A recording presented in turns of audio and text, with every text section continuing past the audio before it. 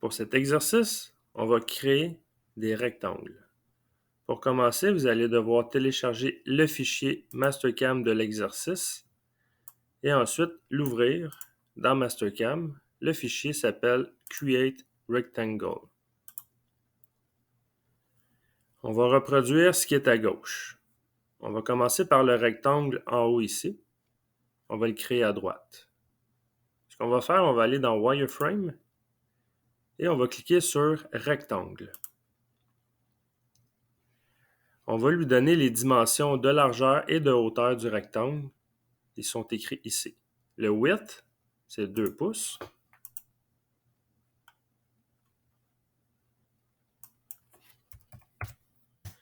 Et le height, c'est 1 pouce. Et là, en faisant Enter, je vois que j'ai mon rectangle de la bonne dimension, mais il me reste qu'à le placer au bon endroit. Ce qu'on va faire, on va aller choisir le autocurseur Fast Point et on va lui entrer les valeurs du centre. La position en X, c'est 2 pouces. On commence toujours par le X en premier, 2, virgule, et la hauteur en Y, c'est 2 pouces et demi, 2,5. En faisant Enter, le rectangle va être placé, mais présentement, la référence du rectangle est en bas à gauche. Mais la référence pour lui ici est au centre. Ce qu'on va faire, on va tout simplement, dans le menu de gauche, cliquer Anchor to Center, ça veut dire ancrer par rapport au centre, et on voit que le rectangle se place correctement. Je vais faire Appliquer, et je vais faire le deuxième rectangle ici. Ce qu'on va pouvoir faire, on a la référence en bas à gauche et on a la référence en haut à droite. On va y aller tout simplement avec l'autocurseur Fast Point. La première coordonnée que je vais lui mentionner, c'est celle, par exemple, en bas à gauche. On va y aller avec le X qui est à 3 pouces, 3, et le Y, c'est 750 millièmes. En faisant Enter, on voit que la référence est toujours par rapport au centre. Mais ici, il faudrait que ça soit en bas à gauche. On va décocher Anchor to Center et on voit maintenant que la référence, on la voit, est en bas à gauche. On l'a bien positionné. Il va me rester à faire la position de la deuxième référence du rectangle qui est en haut à droite. Je reclique sur l'icône Fast Point et on va entrer la deuxième coordonnée, toujours le X en premier.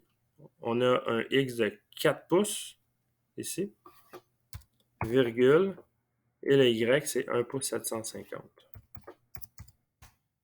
Enter. Et on voit que le rectangle ressemble à celui de gauche. On va faire le crochet vert. Il va nous rester à faire le rectangle avec les deux rayons au bout. Ce qu'on va faire, on va, dans le menu de rectangle, on a une petite flèche et on va appuyer sur Rectangular Shapes. Et ce genre de forme-là ici, là, comme une genre de rainure, ça s'appelle un O-Brown. On va cliquer sur l'option O-Brown. On voit ici que la référence pour placer le rectangle arrondi, c'est en bas à gauche. On a un sélecteur d'origine ici. On fait juste s'assurer qu'on est bel et bien en bas à gauche aussi. Et on va devoir entrer la largeur et la hauteur, 2 pouces de large par 1 pouce de hauteur. Et on voit ici mon rectangle arrondi. Là, je dois le placer. Ma référence est en bas à gauche.